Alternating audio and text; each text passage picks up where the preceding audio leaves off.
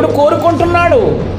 ఒక్కొక్క క్రైస్తవ బిడ్డ కాగడాలా మండాలి, జ్యోతుల వలె వెలిగించబడాలి. నూనె ఆరిపోవద్దు, కాగడా చల్లారిపోవద్దు. పచ్చని పొద గురించి మన ప్రసంగం. అక్కడ పచ్చని పొద మండడం చూసి మోషే గారు ఏం చేశారు, గొర్రెలు కాస్తూ ఆ పొద దగ్గరికి వెళ్ళారు, మంట దగ్గరికి. ఆ మంటలో నుంచి దేవుడు మాట్లాడడం జరిగింది. ఎవరు ఆ పచ్చని పొద, ఎవరు ఆ మంట అంటే క్రీస్తు ప్రభువారికి సాదృశ్యంగా ఉంది.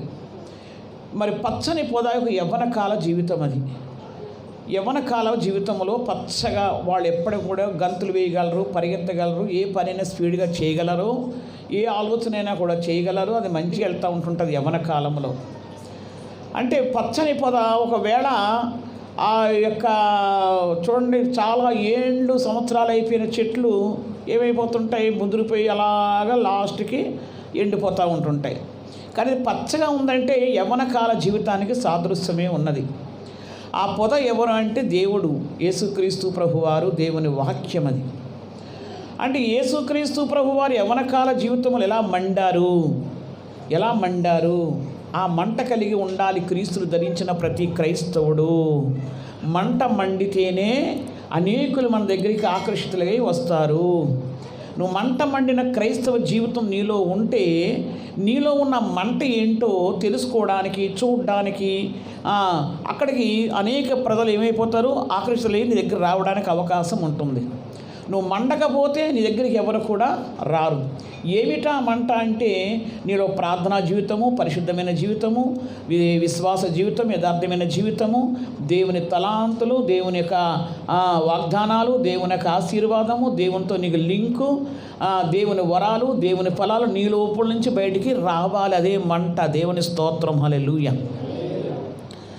ఫస్ట్ నీలో యథార్థత, విశ్వాసము, ప్రార్థన, ఇంకేంటి, ఎటువంటి మచ్చ ముడత డాగు లేని జీవితం నీలో ఉంటే ఆ మంట దేవుడు నీ లోపలికి ప్రవేశిస్తాడు. దేవుని స్తోత్రం, హల్లెలూయా.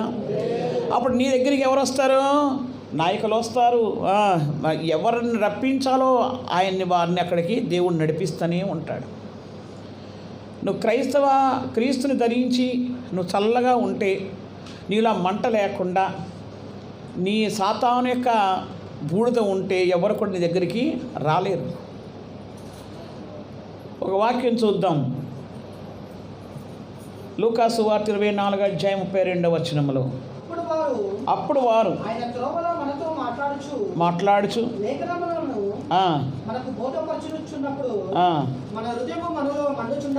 మన హృదయం మనలో మండుచుండలేదా?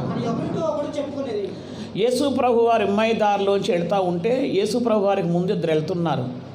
ఇద్దరు వెళ్తూ ఉంటుంటే ఎవరి గురించి మాట్లాడుకుంటున్నారు వాళ్ళు? ప్రభుని గురించే. ఆయన సిలువ వేయబడ్డాడు. ఆయన యొక్క నజరేతు అనే ఊరిలో పెరిగినవాడు. ఆయన గొడ్లవాని కుమారుడు కాదా? మరి మనము ఆయన గ్రహించలేకపోయాము. ఆయన సిలువ వేయబడిన తర్వాత మనం తెలుసుకున్నాము, అమ్మో ఆయన దేవుని కుమారుడు, ఆయన నిజంగా రక్షకుడు అని వాళ్ళు చెప్పుకుంటూ వెళ్తున్నారు. వారి మధ్యలోని ప్రభు వారు ఏం చేస్తున్నారు, మీరు ఎవరి గురించి చెప్పుకుంటున్నారు, ఏంటి విషయం అంటే, అయ్యా ఇలా సంగతి అని వాళ్ళు మాట్లాడుతూ ఉంటాడు. ప్రభు వారు వారితో ఏమని మాట్లాడుతున్నారు? ఆయన త్రోవలో మనతో మాట్లాడుచు లేఖనములు మనకు బోధపడుచున్నప్పుడు, ఆయన మాట్లాడుతున్నప్పుడు వీళ్ళ హృదయంలో ఏం కలిగిందంట? మండిందంటండి. అంటే క్రీస్తు ప్రభు వారి మాట కూడా ఎలా ఉంటుంది? మంట కలిగేటట్టు ఉంటుంది. ఒక క్రైస్తవ బిడ్డ ఇతర వ్యక్తితో మాట్లాడుతున్నప్పుడు వారిలో ఉన్న చెడు అనేది బయటికి వెళ్ళిపోవాలి, కాలిపోవాలి, మండాలి వాళ్ళు. నువ్వు ఏది బోధించినా, ఏ సాక్ష్యం చెప్పినా, ప్రార్థన చేసినా, నీ ప్రార్థన ద్వారా, నీ సాక్ష్యం ద్వారా, నీ ప్రవర్తన ద్వారా, నీ మాట ద్వారా ఇతర వ్యక్తులు ఏం రావాలి? మంట రావాలి. ఏ మంట రావాలి? భక్తి మంట రావాలి, ఆత్మ మంట రావాలి, క్రైస్తవ మంట రావాలి. నువ్వు మాట్లాడుతున్నప్పుడు కానీ, నువ్వు బోధిస్తున్నప్పుడు కానీ, సాక్ష్యం వింటున్నప్పుడు కానీ వారి లోపల ఇంకొక లోకం వచ్చిందంటే నీ లోపల సరిగ్గా మంట లేదు. నీలో కూడా లోకపు మాటలు, పిరికి మాటలు, వేస్ట్ మాటలు ఎక్కువగా ఉన్నాయి కాబట్టి అవతల వాళ్ళు వెలిగించబడతలేదు, మంటం లేదు. అవతల వాళ్ళ మంట మండాలంటే ఫస్ట్ నీ మాట మంట రావాలి. నీ మాటలో మంట రావాలంటే నువ్వు ఎవరిని హత్తుకోవాలి? మొన్న వాక్యం మనం విన్నాం కదా. ఏ వాక్యం విన్నాం? పోయిన వారము క్రీస్తుని ధరించిన స్త్రీ మరియమ్మ ఎలా మండింది. ఆమె పనులు ఏంటి? ఆమె వెళ్తున్న ప్రతి స్థలములో కూడా దేవుడు మహిమ పొందుతూ ఉన్నాడు. లూకా 12:49 నేను భూమి మీద అగ్ని వేయ వచ్చుంటిని, అది ఇదివరకే రగులుకొని మండవలనని ఎంతో కోరుచున్నాను. ప్రభువారు ఏం కోరుకుంటున్నాడు? మనలో నుంచే మంట మండాలి. క్రైస్తవుడు ఎప్పుడు మండాలి? ఎప్పుడు మండాలి? ఎలా మండాలి? చల్లగా చల్లారిపోయినట్టే ప్రార్థన చేస్తే నిద్రపోతారు పక్కోళ్ళు. ఓ పాట పాడితే అవతలోళ్ళకి దిక్కులు చూసుకొని సెల్ ఫోను చూసుకుంటూ ఉంటుంటారు. అంటే నీ పాటలో, నువ్వు పాడే పాటలో మధురము లేదు, నువ్వు చెప్పే సాక్ష్యములో ఒక ఆశ్చర్య దైవకార్యము, స్వస్థకార్యము, ఒక అద్భుత కార్యము లేదు. నువ్వు ప్రార్థన చేసే ప్రార్థనలో ఒక మంట రగులుతూ లేదు. దేవుని యొక్క ఆత్మ మా ప్రార్థన లేదు. ఎదురు వ్యక్తి ప్రక్క నిద్రపోతున్నాడు అంటే సైలెంట్గా నీ నోటి స్వరం పక్కడు కూడా నిలబడతలేదు. అంత చిన్నగా చేస్తావు ప్రార్థన, లేకపోతే ఒట్టి మాటలతో చేస్తావు. అంటే నువ్వు ఏది చేసినా కూడా ఎదురు వ్యక్తి ఏమవ్వాలి? మండడమే దేవుని ఉద్దేశం అంట. ప్రతి ఒక్కరు మండాలని ఆయన అగ్ని వేసాడంట. ఆయన మళ్ళీ చదవమా వాక్యము. నేను భూమి మీద అగ్ని వేయవచ్చు తిని, అది ఇది వరకే రగులుకొని మండవల్లని ఎంతో కోరుచున్నాను. దేవుడు కోరుకుంటున్నాడు. ఒక్కొక్క క్రైస్తవ బిడ్డ కాగడాల మండాలి, జ్యోతుల వలె వెలిగించబడాలి. నూనె ఆరిపోవద్దు, కాగడా చల్లారిపోవద్దు. ఒకరోజు ఉజ్జీవంగా ఉంటావు, ఉల్లాసంగా ఉంటావు, ఇంకో రోజు టపక్కున పడిపోతావు. ఏమరా నిన్నంతా మంచి హుషారుగా పనిచేసావు, దేవునికి గణపరిచావు, ఈరోజు ఏంది? ఎంత చేసినా అప్పులోడు వచ్చి మీద పడ్డాడు, నాకు బీపీ డౌన్ అయిపోయింది. అప్పులోడు వచ్చి ఇంటి ముందు వచ్చి తిట్టిపోయాడు, నాకు ఎందుకో నిరుత్సాహం అయిపోయింది. దేవుడు ఏం చేస్తున్నాడు? ఇప్పుడు మండండి మండండి మండండి అని చెప్తున్నా. నాకు వెనకాల పెద్ద సమస్య వచ్చిందనుకోండి, నేను కింద పడిపోతే మండినట్ట అపోస్తలుల కార్యం 8:1 చూద్దాం. ఆ కాలమందు యెరూషలేములో సంఘములో హింసలు కలిగినందున అపోస్తలులు తప్ప అందరూ చెదిరిపోయిరి. భక్తిగల మనుషులు స్టెఫెనును సమాధి చేసి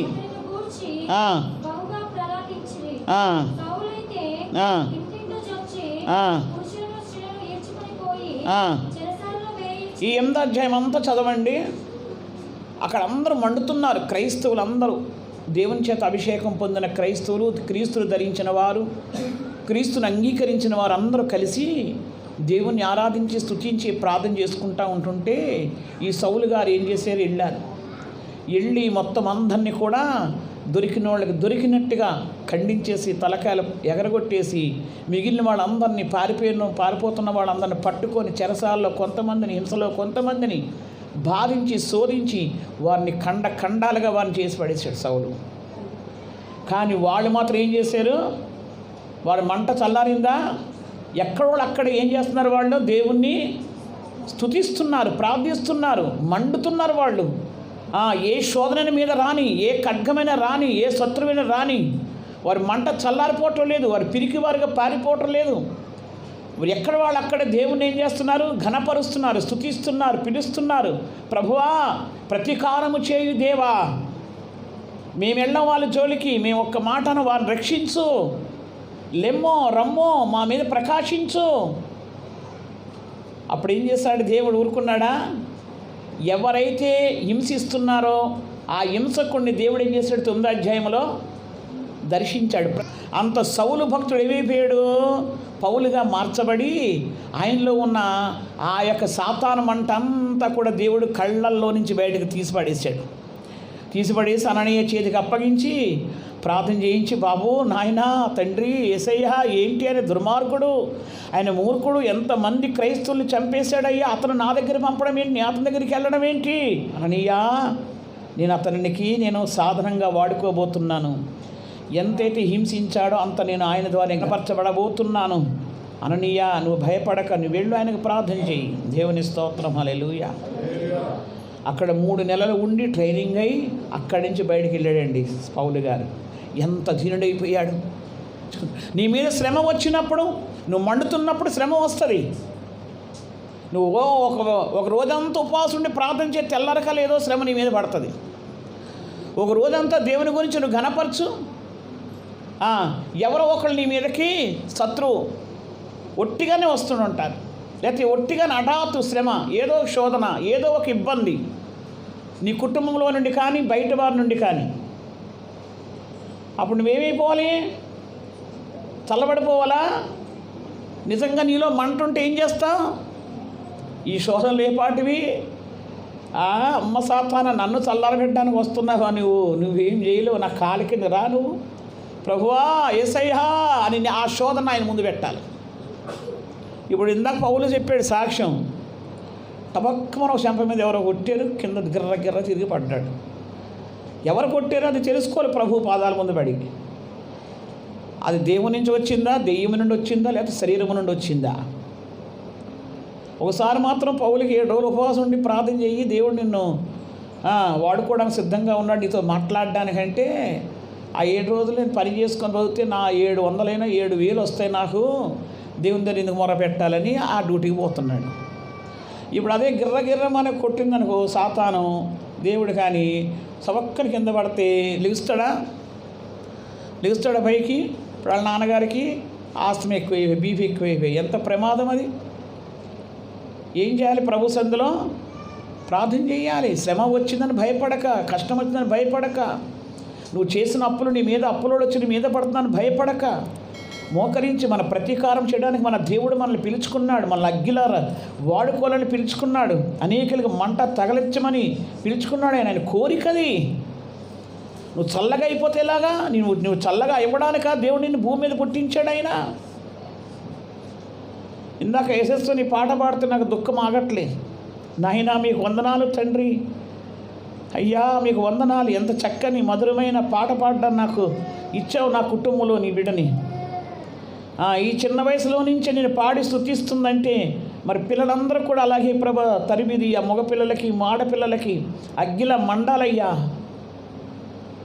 నాయనా నేను సేవ చేసే దినాల్లో, సువార్త కాళ్ళతో నడిచి సువార్త ప్రకటించే దినాల్లో పాట నేనే పాడుకునేదాన్ని. ఎంత అందంగా వచ్చేది కాదు, ఏదో నా నోటికి వచ్చినట్టుగా పాడేదాన్ని.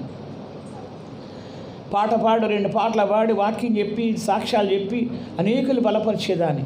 కానీ ఈ చిన్న వయసులోని చక్కని రాగం ఇచ్చావు నాయన. నా కుటుంబంలోంచి నువ్వు ఇచ్చిన వాగ్దానం నెరవేర్చి మీరు మహిమ పొందండి అయ్యా. దేవుని స్తోత్రం, హల్లెలూయా. నీ పిల్లలకి మంట లోకం నేర్పక, లోక పాటలు, లోక సెల్ ఫోన్లు ఇచ్చేసి పాడు చేసుకోకండి. మీ పిల్లల్ని పాడు చేసుకోకండి. నిజమే, పూర్వదినాల్లో మా చిన్నతనంలో, మా పిల్లల చిన్నతనంలో పిల్లలు అన్నం తినకపోతే చందమామ రావే, జాబిల్లి రావే పాటలు పాడి సాయంత్రం వేళ అన్నం తినిపించేటోళ్ళు. మధ్యాహ్నం వేళ అదిగో కుక్క, అదిగో బూచోడు, ఇదిగో దొంగోడు, ఇదిగో పోలీసోడు అని భయపెట్టి అన్నం తినిపించేటోళ్ళు. ఇప్పుడు పిల్లలకి అన్నం తినిపించాలంటే ఇదిగో సెల్ ఫోను, ఇందులో చూసుకో, ఇగో బొమ్మలు వస్తున్నాయి చూసుకో, ఆ బొమ్మలు చూసుకొని అనేసరికి నువ్వు మూత పెడుతున్నారు. ఎంత మారిపోయిందండి. ఆ సెల్ ఫోన్ నేర్చుకున్నా వాడు ఊరుకుంటాడా? మళ్ళీ సెల్ ఫోన్ అడుగుతూనే ఉంటాడు. ఇవ్వకపోతే ఏడుస్తాడు. ఇవి భక్తి నేర్పిస్తున్నారు పిల్లలకి. నీలో మంట మండితే, నువ్వు మండితే నీ పిల్లలు కూడా మండిస్తావు. సెల్ ఫోన్లు చేతికి ఇవ్వవు. ఏదో ఒకటి చూపించి అన్నం తినిపిస్తావు. పిల్లలకి ఏ వేళ అయ్యాక అన్నం తినిపించాలంటే 3-4 గంటలు పట్టేది. తినేవాడు కాదు, నోట్లో ముద్ద పెట్టిన అలాగే ఉండేవాడు. జూనక్క తినిపించేది 4-5 గంటల అప్పగిస్తే ఆ పాపం అది అక్కడ ఇక్కడ తిప్పి ఆ కుక్కని ఈ కోడి చూపించుకుంటూ ఆ 4-5 గంటలకు తినేవాడు ఇంత అన్నం. చిన్న వయసులో, 1-2 సంవత్సరాల వయసులో.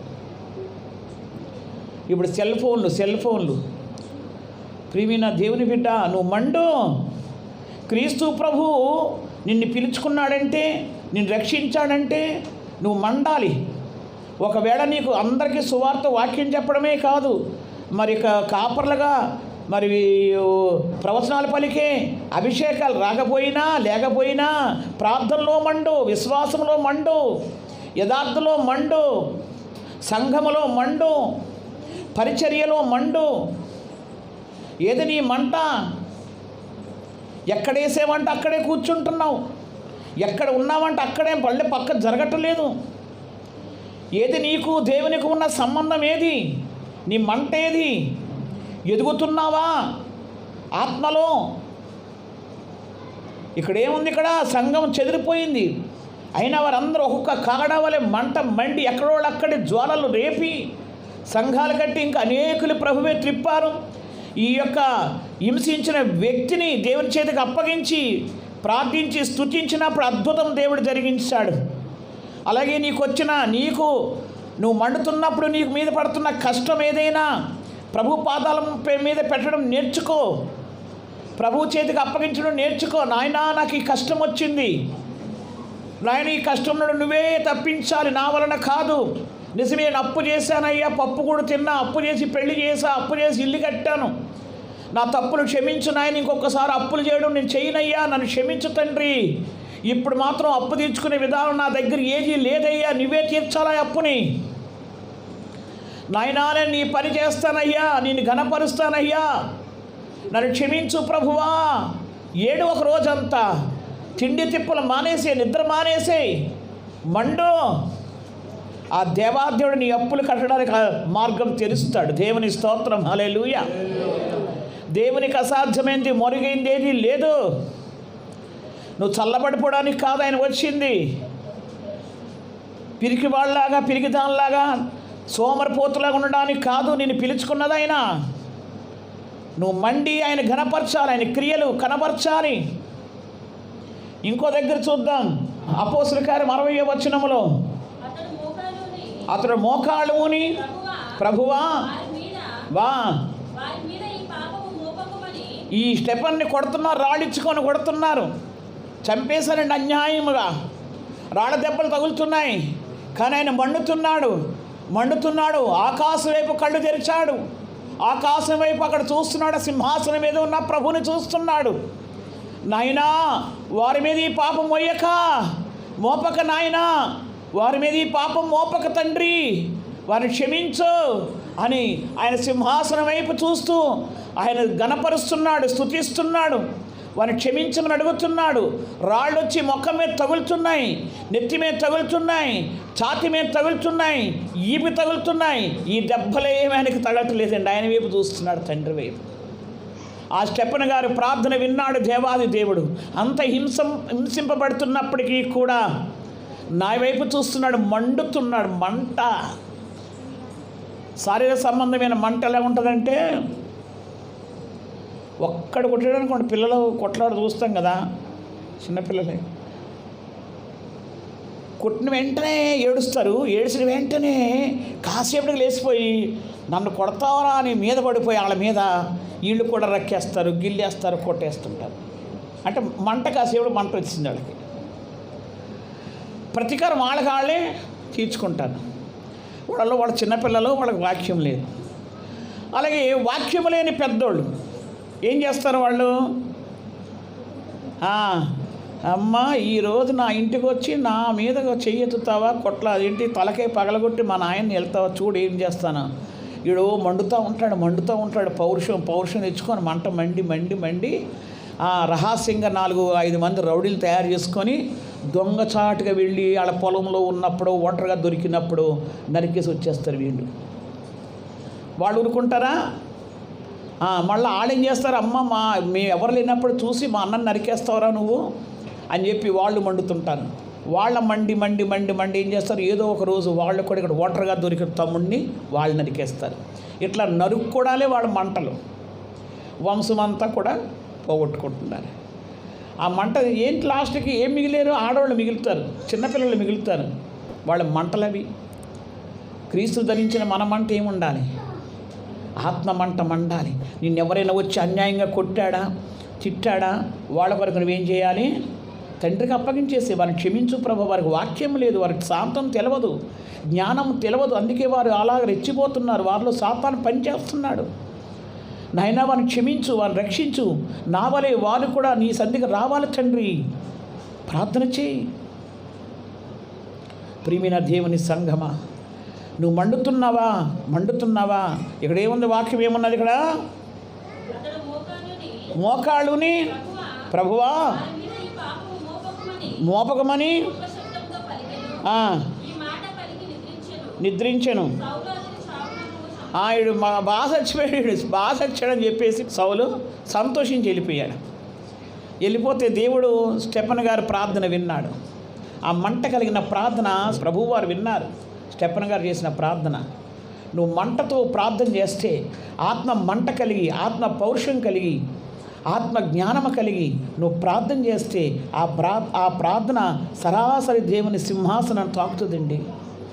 అక్కడి నుంచి నీకు జవాబు వచ్చేస్తుంది వెంటనే. నువ్వు ప్రార్థన చేస్తే కునిగిపోతావు. స్తోత్రం స్తోత్రం స్తోత్రం స్తోత్రం స్తోత్రం స్తోత్రం నాయన. ఏం చేయాలో నీకు అర్థం కాదా? ఆ నిద్రపోయే ప్రార్థన ఎవరి గురించి చేస్తావు? ఏం చేస్తావు? ఒట్టి స్తోత్రం స్తోత్రం స్తుతి అంటే అలా నిద్రపోతావు. అందులో ఏమొస్తుంది? నీకేం జవాబు? సాతాను గారు చూడు ఎలా నిద్రపోతుందో. ఇలా నిద్రపోతున్నాడు, ఈయన ప్రార్థన చేస్తున్నాడంట. స్తోత్రం స్తోత్రం స్తోత్రం. వాళ్ళు దీవించిన ఆయన, రక్షించిన ఆయన. అందుకే జవాబు రావట్లే. అందుకే నువ్వు పిల్లలకు అనట్లే. సంఘం నీ ఏది కూడా పనులు జరగట్లే. నీ ఇంట్లో జరగట్లేదు, నీ ఒంట్లో జరగట్లేదు, నీ సంఘంలో కూడా జరగట్లేదు. ఎందుకు? నిద్రపోయే ప్రార్థన, బలహీనమైన ప్రార్థన. నీ ప్రార్థనలో మండు. అసలు ప్రార్థన చేసే విధానం, మోకాళ్ళ మీద నిలబడాలి, 2 చేతులు పైకెత్తాలి, ఆత్మ మంటతో పౌరుషముతో.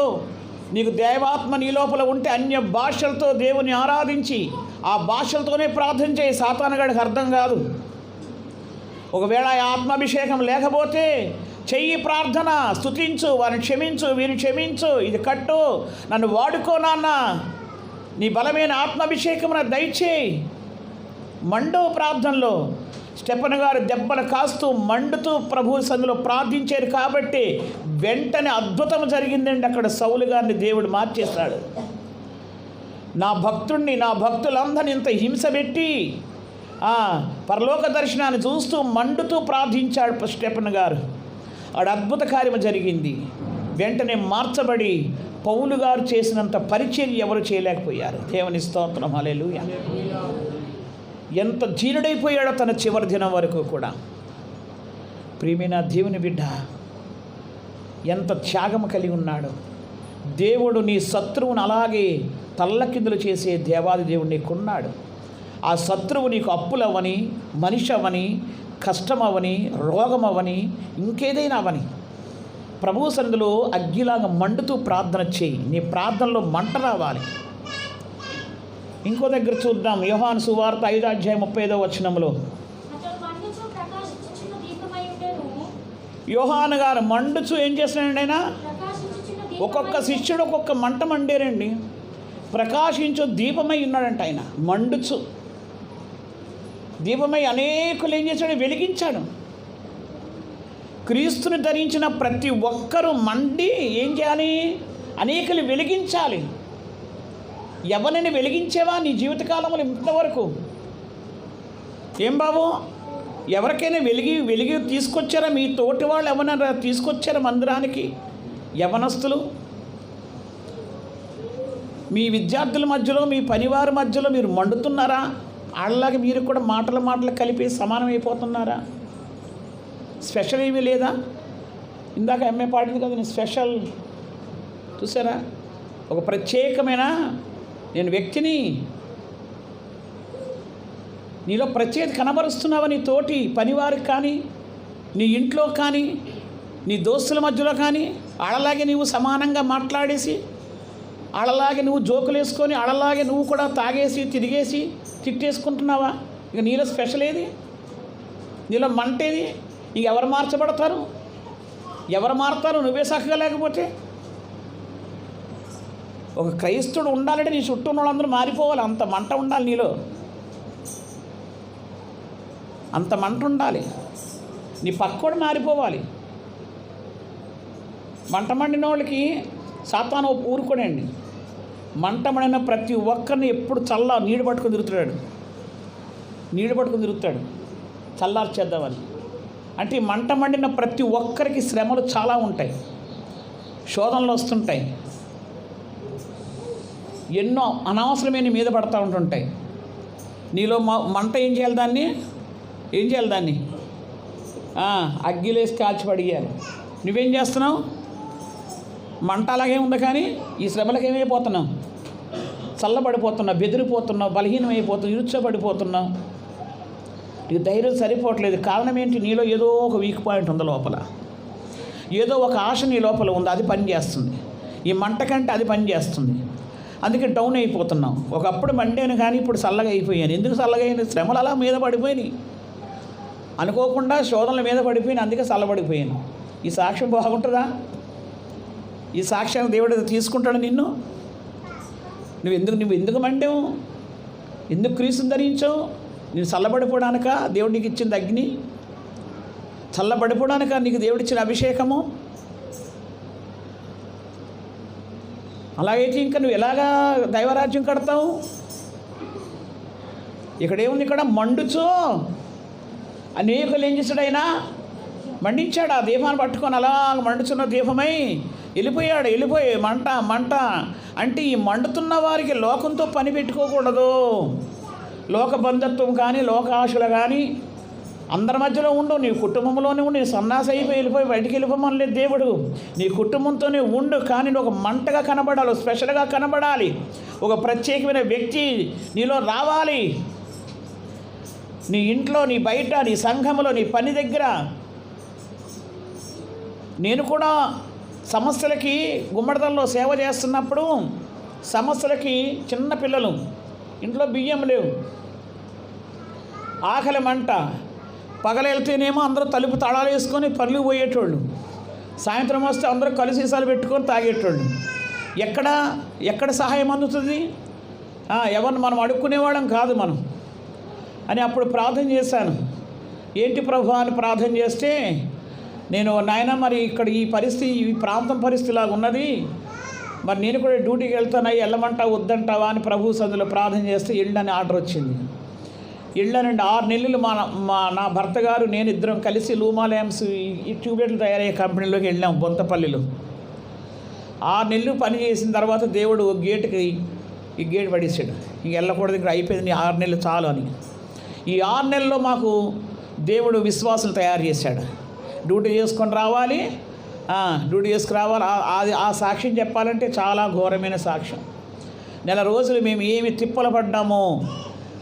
నరేష్ చిన్నోడు, 2వ అబ్బాయి రైస్ మిల్ దగ్గరికి వెళ్ళి చిట్టు తవుడు తెచ్చాడు. ఆ చిట్టు తవుడు చెరిగితే ఇన్ని నూకలు వచ్చినాయి. ఆ నూకలో రోజు నిన్ను తాలింపు పెట్టి పిల్లలకి పెట్టి ఏదో మేము ఒక పూట తిన్నట్టు, ఒక పూట తినలేనట్టు. సాయంత్రం వేళ ఫస్ట్ షిఫ్ట్ డ్యూటీ చేసి సాయంత్రం వేళ పిల్లల్ని మేము తీసుకొని అనేక క్రైస్తవ కుటుంబాలు దర్శిస్తే అక్కడ వాళ్ళు ఏదన్నా టీలో ఏదో పెడితే బిస్కెట్లు, దాంతో మేము కాలక్షేపం చేసుకునేటోళ్ళం. పిల్లలకి ఇంటికి వచ్చిన తర్వాత నూకలన్నం. అట్లా ఒక నెల రోజులు అలా కాలక్షేపం చేసిన తర్వాత జీతం వచ్చింది. మా అయ్యగారికి నాకు కలిపి 450 రూపాయలు వచ్చింది 89లో 90లో. ఆ 450 రూపాయలతో 50 రూపాయలు దశంభాగం తీశాను. 400తోని అదేంటి బస్తా బియ్యం వేయించుకున్నాను. అప్పుడు 300 బస్తా బియ్యం, కింటా బియ్యం 300తో వేయించుకున్నా. ఆ మిగిలిన డబ్బులు చాలా 60 రూపాయలు ఇంటికి రే కట్టాం. ఆ మిగిలిన ఇంకా 40 రూపాయలు ఎంతో మిగిలినవి. ఆ 40 రూపాయల నెలంతా రూపాయి ఆటణ ఏదో కూరగాయలు తెచ్చుకోవడము, టమాటాలు, జాగ్రత్తగా నెల రోజులు దాన్ని గడిపాం. ఎంత జాగ్రత్తగా ఆ కుటుంబాన్ని అలాగా 6 నెలలు కాపాడు. ఈ 6 నెలల్లో విశ్వాసులు తయారయ్యారు. దేవుడు అక్కడ ఇంకా ఆఫ్ చేసి చాలని సంపూర్ణమైన సేవలో బలంగా వాడుకున్నాడు. దేవుని స్తోత్రం, హల్లెలూయా. శ్రమలు వస్తాయి, కష్టాలు వస్తాయి, భయపడొద్దు. నీలో ఉన్న మంటను బయట తీయాలి. నీలో ఉన్న మంటను బయట తీయి. నీలో ఉన్న పౌరుషాన్ని, ఆత్మ పౌరుషం బయట తీయి. నువ్వు తిండికి బట్టలకి, సంతోషాలకి, సుఖాలకి నువ్వు లోపడితే ఈ మంట చల్లారిపోతుంది. ఈ మంట చల్లారిపోతుంది. నీకు దేవుడు ఏ శ్రమ ఇచ్చాడో ఆ శ్రమలో సంతోషంగా దాన్ని జయించు, అనుభవించు. ఆ శ్రమను, ఆ కష్టాన్ని, ఆ నిందను అనుభవిస్తూ ఆ వస్తున్న ఆ యొక్క నింద వేస్తున్న వ్యక్తుల్ని దేవునికి అప్పగించు. నువ్వు ఆశ్రయించబడతావు. దేవుని స్తోత్రం, హల్లెలూయా. ఈ యొక్క జ్ఞానం కలిగి దేవుని గణపరచడం నేర్చుకోవాలి. ఈ మంట మండే క్రైస్తవులు, మంట లేకపోతే మంటలోకి రండి. ఎవరిని ఒట్టిగా ఆయన తీసేసుకోడాయన, నేను పిలిచాడంతే. ఏర్పాట్లో ఉన్న వారితో సహితము ఈ సాతానగాడు ఇప్పుడు ఏం చేస్తున్నాడు? దొంగిలించేస్తున్నాడు. పిలబడిన నీవు మరి మంటలోకి వస్తే, ఆ మంటలో నిలబడితే అప్పుడు దైవరాజ్యం స్వతంత్రించుకుంటావు. నువ్వు ఆ మంట మండేది లేకుండా, ఇతరుల్ని మండించకుండా, నువ్వు మండుతున్న మంటను చల్లార్చుకొని ఇలాంటి జీవితాలు, ఇలాంటి క్రైస్తత్వము ఆయనకి ఇష్టం ఉండదు. నువ్వు మండితే సాతానికి ఇష్టం ఉండదు. ఇష్టం ఉంటే వాడు ఏం చేస్తాడు? ఇష్టం లేకపోతే వాడు మనం చల్లార్చడానికి శ్రమ మనం ముందేస్తాడు, కష్టాన్ని మనం ముందేస్తాడు. మన స్వతహాగా ఏమీ తెచ్చుకోం. కొన్ని సందర్భాల్లో అనుకోకుండా వస్తుంటాయి. అనుకోకుండా వచ్చినా నువ్వు పొరపాట్లో పడి తెచ్చుకున్నా దానికి నీవే కారణం. కాబట్టి నువ్వేం చేయాలి? నీకున్న మంటను పైకి తీయాలి, దాన్ని ప్రభు సన్నిధానంలో పెట్టి ప్రార్థించి ఎదిరించాలి, జయించాలి, నిలబడాలి. అప్పుడు మరలా దేవుడు ఇంకొక పని అప్పగిస్తాడు. దేవుని స్తోత్రం, హల్లెలూయా.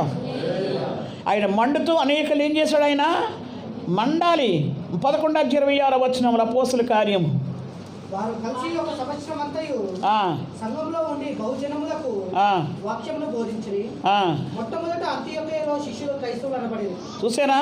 ఇక్కడ పౌలు గారు ఇక్కడ ఎవరో అననీయ దగ్గరికి వెళ్ళారు, బాప్తిసం తీసుకున్నారు. మరి అక్కడ అంతా కూడా ఆశ్రయించబడ్డారు, బయటకు వచ్చేసారు, పరిచర్లో వాడబడుతూ అంత్యోకికి వెళ్ళారు. అంత్యోకియలో ఏం చేశారు? వారు కలిసి ఒక సంవత్సరము ఏం చేశారు? వాళ్ళు ఒక సంఘముగా ఉండి బహుజనములకు వాక్యమును బోధించిరి.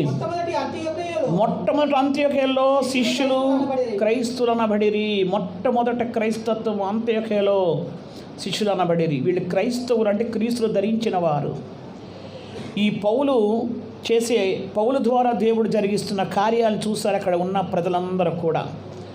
ఏంటి? సౌలు ఒకప్పుడు మన దగ్గర ఉండి మన మాట విని క్రైస్తవులందరినీ కూడా ఆ యొక్క బోధకుని వెంబడించిన వారందరిని తరిమి కొట్టేవాడు. ఇప్పుడు ఈయన కూడా అందులో కలిసిపోయాడా?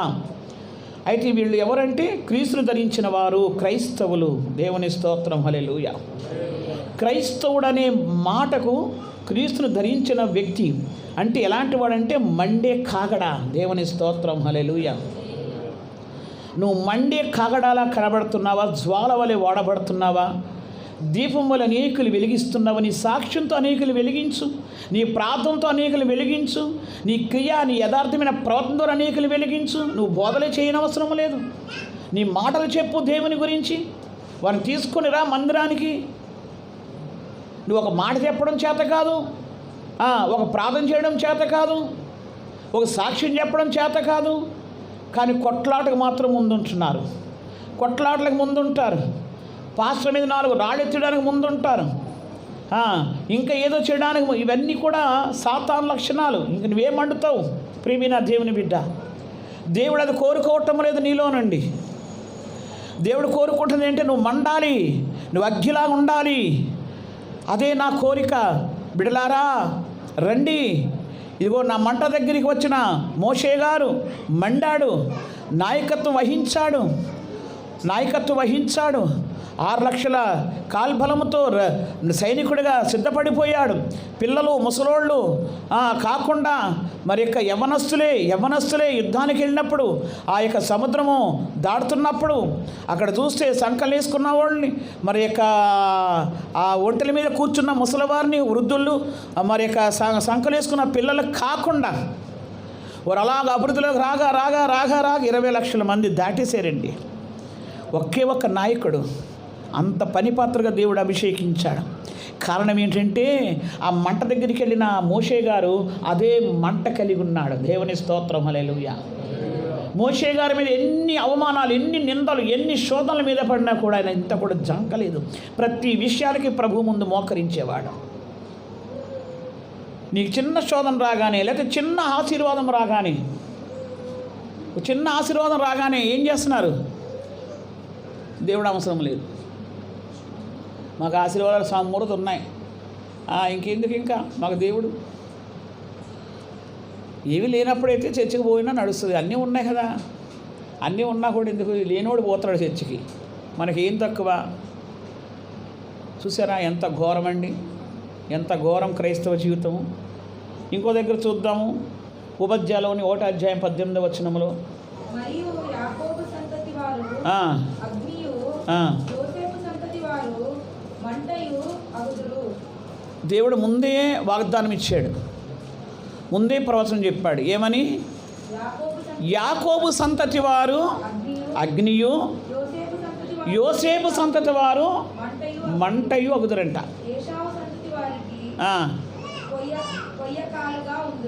మనం అందరం ఇప్పుడు ఎవరు? ఏ సంతలో వచ్చిన వాళ్ళు మనం? యాకోబు సంతత, యోసేపు సంతత? అబ్రహాం గారు ఇచ్చిన వాగ్దానం ఏంటి?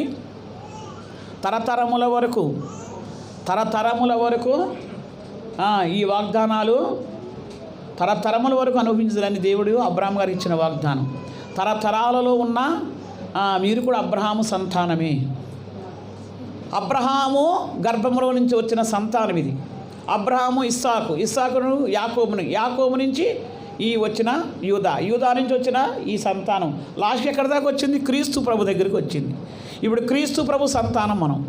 ఈ క్రీస్తు ప్రభు సంతానముగా మనల్ని ఎవరు ఎన్నుకున్నారు? ఇప్పుడు ఎవరు అనుకున్నారు? ఎఫెసీ పత్రిక చూద్దాం, 1వ అధ్యాయంలోని 6వ వచనము.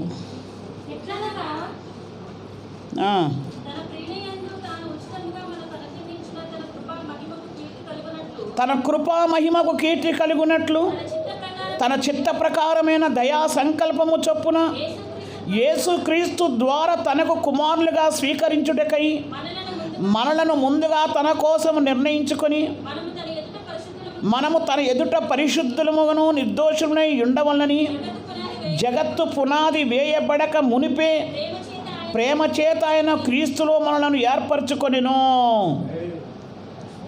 ఇప్పుడు మనం ఎవరి సంతానము? క్రీస్తు ఎవరి సంతానము? దావీదు ఎవరి సంతానం? పోతే ఎక్కడికి వెళ్ళిపోయింది? అబ్రహాం వారి నుంచి ఎక్కడ పోయింది? ఆదాము వరకు వెళ్ళిపోయింది. అంటే ఒక్కొక్క కాలములో దేవుడు ఒక్కొక్క జాతిని విడుదల చేసి తన సంతానముగా మార్చుకుంటున్నాడు. ఆయన మనల్ని ఎప్పుడు మార్చుకున్నాడు? ఎప్పుడు మనల్ని రప్పించాడు? క్రీస్తు ప్రభు ద్వారా మనం రక్షించుకున్నాడు. అంటే ఇప్పుడు మనము క్రీస్తు ప్రభుకి ఏంటి? దత్తపుత్రులమో, సొంత పుత్రులమా, దత్తపుత్రులమా? దత్తపుత్ర అంటే మనల్ని ఏం చేసుకున్నాడు? ఆయన దత్తత తీసుకున్నాడు. ఎందుకు తీసుకున్నాడు? ఇశ్రాయేలు ప్రజలు ఏం చేశారు? మనల్ని వెలివేశారు. మీరు సమరయులకి ఇశ్రాయేలుకి పుట్టినవారు, ఏడు పడేసిన జనాంగం, మీరు మాతో ఉండడానికి మీకు అవకాశం లేదు. మేమొక్కడమే మొక్కాలాయనని, మేమొక్కడమే ఆయన సేవించాలి, మోషే ధర్మశాస్త్రాన్ని పాటించాలి, మీరెవరో మాకు దూరంగా పోండి అని చెప్పేసి దూరంగా నెట్టిపడేశారు. దూరంగా నెట్టిపడేసిన జనాంగాన్ని క్రీస్తు ప్రభు ఏం చేశాడు? మనల్ని ఇప్పుడు ఎప్పుడు ఎన్నుకున్నాడు? మనల్ని జగత్తు పునాది వేయబడక మునిపే మనల్ని క్రీస్తు ద్వారా రావాలని ఆయన మనల్ని ఎన్నుకున్నాడు. ఆ ఎన్నుకున్న ప్రభువు ఇప్పుడు ఆ క్రీస్తు ప్రభు కోరిక ఏంటి? నేను అగ్ని వేయి వచ్చాను, మీరు అందరూ అగ్నిలా మండాలని నా కోరిక అంటున్నాడు క్రీస్తు ప్రభు.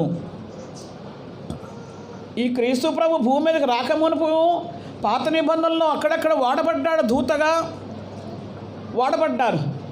ఆ దూతని మోషే గారికి పొదలోకి వచ్చి మాట్లాడారు క్రీస్తు ప్రభువే మాట్లాడి ఏం చేశారు? నాయకత్వము ఇచ్చారు. అదే క్రీస్తు ప్రభు అదే పచ్చని పొద యవన కాలంలోనే మండి ఏం చేశారు? ఆయన మనందరికీ గొప్ప విడుదల రక్షణ కార్యము జరిగించారు. సిలువలో కూడా మండి సాతానికి లోబడ్డారా? సాతానికి భయపడ్డారా? ఆయన చెంప మీద కొట్టినా, నిందలు వేసినా, రాళ్ళు రూపినా, అనేకమైన అవమానాలు పాలు చేసినా ఆయన ఏ మాత్రమైన ఇంత కూడా తగ్గలేదు, మండారు. అదే మంట మనలో చూడాలని ఆయన కోరికంట. ఆ కోరిక ఎవరు నెరవేర్చాలి? క్రీస్తుని ప్రేమించిన వారు. ఆయన ఆజ్ఞలు క్రీస్తుని ధరిస్తున్నారు కానీ ఆయన్ని ప్రేమించడం లేదు. పక్కోడు చిన్న మాట అంటే ఎందుకు? నువ్వు ఒకవేళ బైబిల్ చదువుతానుకో, చదివినప్పుడు ఎవరో ఒకడు వచ్చి దన్మ నా బైబిల్ తీసుకొని పక్కోడికి ఇచ్చారనుకో, ఏం చేస్తావు? ఆ బైబిల్ ఆడెత్తేసి పడేస్తావు, పోతావు. అంటే నీలో ఏమొచ్చింది? అంటే దేవుడు ఎందుకు నీకు ఆ యొక్క అవమానం చేస్తాడు?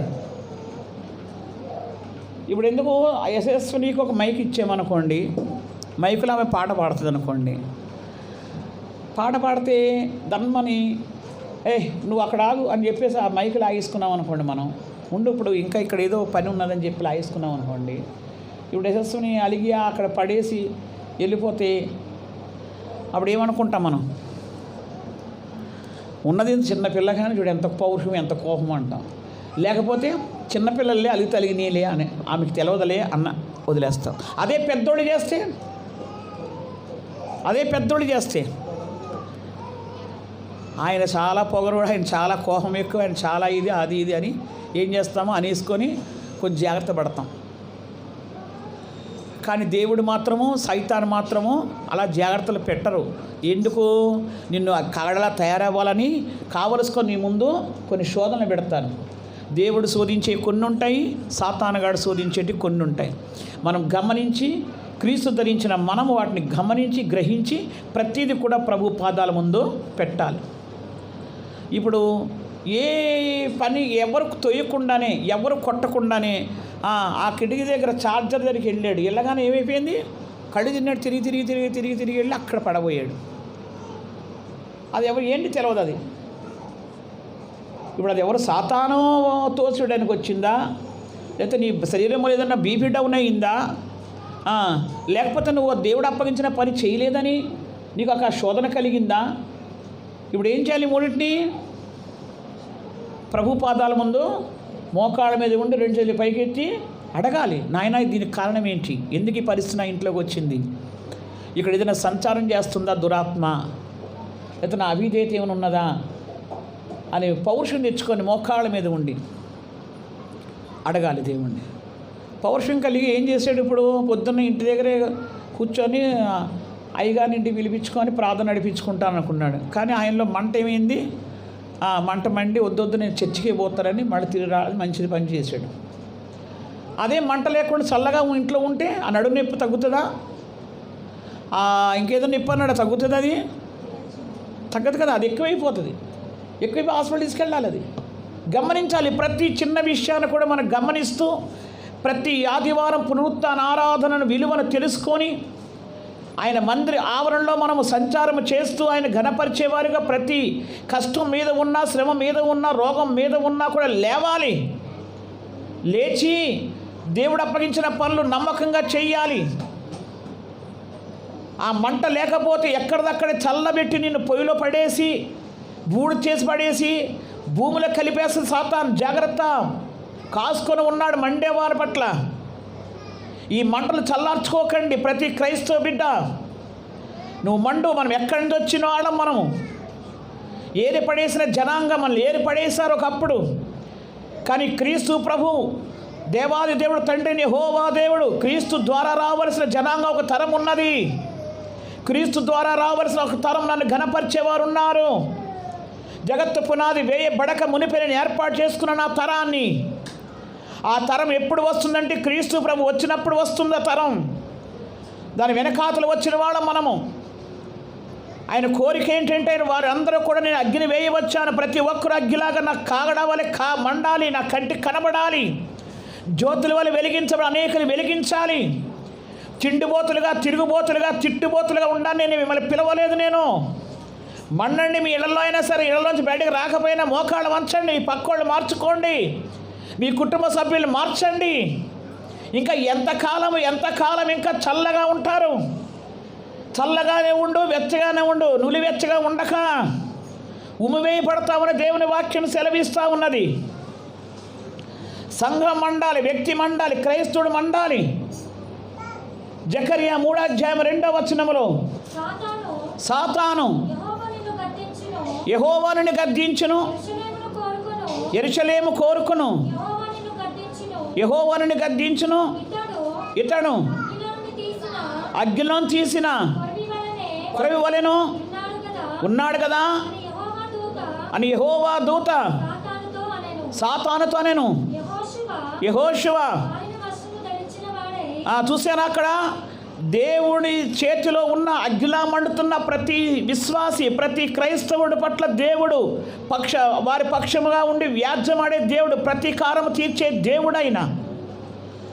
అందుకే ప్రతీకారము చేయు దేవా, భూలోక న్యాయాధిపతి లెమ్మో, నా మీద ప్రకాశించుము. నీకేదన్నా ఆపద వచ్చిన సాతానుగాడు ఎల్లప్పుడూ నీ దగ్గర ఉంటాడు.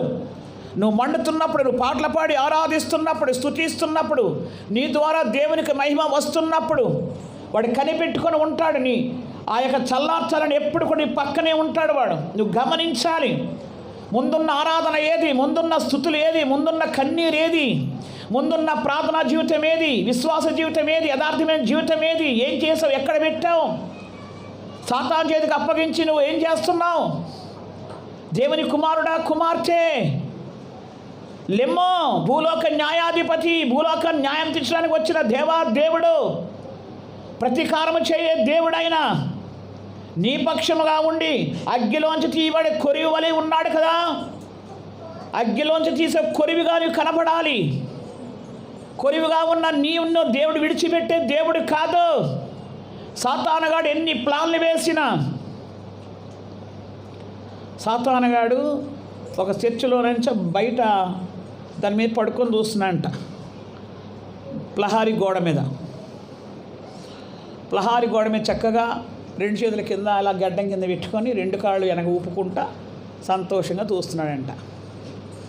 ఒక ఆయన లోపలికి వస్తే, ఏమయ్యా ఇక్కడ కూర్చున్నావు, ఈడ పండుకున్నావు, లోపలికి వెళ్ళి కూర్చోవచ్చు కదా అంటే ఆయన అన్నాడంట, ఆ లోపలికి వెళ్ళిన అందరూ నా ఊళ్ళే, నేను ఎందుకు లోపల అవసరం లేదులే, నేను లోపలికి వెళ్ళిన వాళ్ళు అందరూ నా ఊళ్ళే, లోపలికి వెళ్ళవలసిన పని లేదు. ఒకవేళ లోపల నుంచి ఎవరైనా అగ్గి వేసుకొని బయటకు వస్తే వాళ్ళ సంగతి అప్పుడు నేను చూసుకుంటాను. లోపల నుంచి ఎవరైనా అగ్గి వేసుకొని లోపలికి బయటకు వస్తే చెప్పులో కాలేలతో చూడు, అప్పుడే వాళ్ళని నేను పట్టిస్తా. అంటే లోపల విన్న వాక్యాలన్నీ కూడా, విన్న ఆత్మీయత, చాలామంది సాక్ష్యాలు వింటుంటాం కదా, చర్చలో ఉన్నంచే అబ్బబ్బబ్బా ఏం వినాలి, ఏం చేయాలి, నిజంగా ఇలా జీవించాలి, అలా జీవించాలి అనేసుకుంటాము. బయటకు వచ్చేసరికి ఎందుకో అంత ఎడిపోతుందో తెలియదు, ఎడిపోతుందో ఆ శక్తి ఏమైపోతుందో తెలియదు అని సాక్ష్యాలు వింటుంటాం మనం. అంటే బయట ఎవరు కాపలా కాస్తున్నారు? లోపల ఉన్న వాళ్ళందరూ ఎవరు వాళ్ళంట? ఎందుకు ఆడేసే వేషాలు వీళ్ళు కూడా వేస్తున్నారు నాకు తెలిసి. వీళ్ళందరూ సంగతి నాలాగే తాగుతారు, తిరుగుతారు, సినిమాలకు వెళ్తారు, గాజులు వేసుకుంటారు, పువ్వులు పెట్టుకుంటారు, ఇష్టమైన జీవితాలు జీవిస్తారు. బయటంతా కూడా నాలాగే అన్ని రకరకాలు తిరుగుతారు. రకరకాల మాటలు ఉన్నాయి, కొట్లాటలు ఉన్నాయి, పంచాయతీలు ఉన్నాయి. వాళ్ళ నోట్లో అంతా నేనే ఉన్నాను. ఎవరేమన్నా ఊరుకోరాళ్ళు చింగులు బిగాయించి కొట్లాడికి వెళ్ళే ఆడవాళ్ళు ఉన్నారు, మగవాళ్ళు ఉన్నారు. ఆడవాళ్ళ మాటిని మగవాళ్ళు కూడా కొట్లాడికి వచ్చే మగవాళ్ళు ఉన్నారు. వాళ్ళందరూ నా వాళ్ళే. ఎందుకు నాకే లోపలేం పని నాకు, లోపలేం పని నాకు? వాళ్ళు ఏదైనా ఒకవేళ నింపుకొని వస్తే బయటికి అప్పుడు చూసుకుంటాడు సంగతి. చూసారా? నిజమండి, ఇది సత్యం మాట. ఇది సాతానుగాడు ఎప్పుడు పొంచుంటాడు నువ్వు మండుతూ ఉంటుంటే. నువ్వేం కలిగి ఉండాలి? ఇప్పుడు ఏం కలిగి ఉండాలి? క్రీస్తు నిజంగా ధరిస్తున్నావా? క్రీస్తు ప్రభుని హృదయంలోకి ఆహ్వానించే ఆయన వలె జీవించడానికి ఇష్టపడిపోతున్నావా? ఎదిరించే శక్తి, ఆత్మమంట, పౌరుషం నీ లోపలికి వస్తుందా? వెలుగుతున్నావా? అనేక వెలిగించడానికి సిద్ధపడుతున్నావా? కనీసం నువ్వేనా వెలుగుతున్నావా? నువ్వేనా మండుతున్నావా? నీకొచ్చే శ్రమ, శోధన, అవమానం, నిందలు, సంతోషాలు, దుఃఖాలు ఏదైనా కూడా నీ కాలు కింద తొక్కే శక్తి నీకు సంపాదించుకుంటున్నావా? సంతోషం వస్తే 10 మందిని వెనకే తిరుగుతావు. 4 రూపాయలు చేతిలో ఉంటే నాకు అవసరం లేదని దూరం ఎక్కడో తిరుగుతావు. ఏది లేకపోతే మూల కూర్చొని ఏడుస్తావు, దేవుడు నాకు ఏం చేశాడు అంటావు. ఏంటి మరి నువ్వు క్రైస్తత్వం? నీ క్రైస్తత్వం ఏమిటి? నీ క్రైస్తవ జీవితాన్ని ఎక్కడ పెడదాం అనుకుంటున్నావు? ఎందుకు ధరించావు క్రీస్తు ప్రభువుని? మోషే గారు కట్టుబట్టల మీద ప్రభువుని అంగీకరించి ఒక గొప్ప నాయకత్వం సాధించారు. ఎందుకు ఆయన మండారు, చివరి వరకు కూడా ఆయన జాగ్రత్తగా నడిపించారు. మనుషులు పెట్టే నిందలు చూడండి, దేవుడు మోషే గారిని కూడా విడిచిపెట్టలేదు. ఒట్టి మాట నోట్లోకి వెళ్ళి వచ్చిన ద్రోహులారా అనే మాటకి ఈ ఇశ్రాయేలు ప్రజల మధ్యలో నా నామాన్ని అవమానపరిచావు, దూషించావు మోషే, నువ్వు సమానంగా వాళ్ళతో పాటు నువ్వు వెళ్ళడానికి నీకు అధికారం ఇవ్వను. ప్రియమైన దేవుని బిడ్డ, నీ నోట్లోంచి ఒక చెడు వచ్చిందంటే, మోషే అంత నాయకుడినే దేవుడు ఆ నోటి దురుసు మాటను ఒప్పుకొని సహించలేదు దేవుడు. ఈరోజు క్రీస్తు ప్రభు సేవకుల్ని, క్రీస్తు ప్రభుని అంగీకరించిన విశ్వాసుల్ని నువ్వు ఎంత ద్వేషిస్తున్నావు దేవుని బిడ్డ. నోటుకొచ్చిన దురుసు మాటలు ఎంత మాట్లాడుతున్నావు. విన్నాం కదా, క్రీస్తు స్వరూపంలో ఉన్న ప్రతి ఒక్కరూ కూడా క్రీస్తు రూపాలతో కలిగిన ఆయన బిడ్డలమే మనం. వాళ్ళ దూషించామంటే అది ఎక్కడికి వెళ్ళిపోతుంది? తండ్రి దగ్గరికి వెళ్ళిపోతుంది. అది జాగ్రత్త, నీ నోటిని నీ కాపుదల్లో ఉంచుకో. నీ దృష్టి, నీ ఆలోచన, నీ వినికిడి, యవనస్తులు జాగ్రత్త. కాగడాల్లా మండుతున్నారా? ఇంతవరకు క్రైస్తుడు ఎలా మండాలనేది మనం విన్నాం. సంఘం మండాలి. ఇప్పుడు చూడండి, 106వ కీర్తన 18వ వచనము. వారి సంఘములో అగ్ని రగిలెను, దాని మంట భక్తిహీనులను. సంఘములో ఏం మండిందంట? ఏం రగిలిందంట? అగ్ని రగిలిందంటండి. వారి సంఘములో అగ్ని రగిలేను. అగ్ని రగిల్చే క్రైస్తులుగా మనం ఉండాలి. మనమందరం అగ్ని గల క్రైస్తులుగా ఉన్నామనుకోండి, భక్తిహీన క్రైస్తవుడు ఎవరైనా వస్తే లోపలికి ఏమైపోతారంట? వాళ్ళు ఉన్న భక్తినంతా పోయి వాళ్ళు కూడా మనతో పాటు మన గుంపులో చేర్చబడతారు. మనతో పాటు వాళ్ళు దేవుణ్ణి అగ్గిలా వాళ్ళు కూడా వాడబడతారు. సంఘమే అగ్గిలా రగలకపోతే సంఘం ఎవరు? దేవాలయం ఎవరు? మీరందరూ ఎలాగ రగలాలి? ఇప్పుడు ఎందులో రగలాలి? మంట ఉందా? ఆత్మ మంట ఉందా? అగ్గిలా రగులుతున్నారు. చూడు దాని పని ఎట్లా చేస్తాను. నన్ను మొన్న ఈ మాట అన్నది నేను ఊరుకుంటాను. ఇక టైం దొరకలేదు, పోతా. ఇక రేపు చెప్పిన మా వాళ్ళు అందరికీ వస్తారు, వాళ్ళందరూ తీసుకొని పోయి దాని సంగతి తీసుకొచ్చి అప్పుడు చెప్తా. రగులుతున్నారు. ఎందులో రగులుతున్నారు?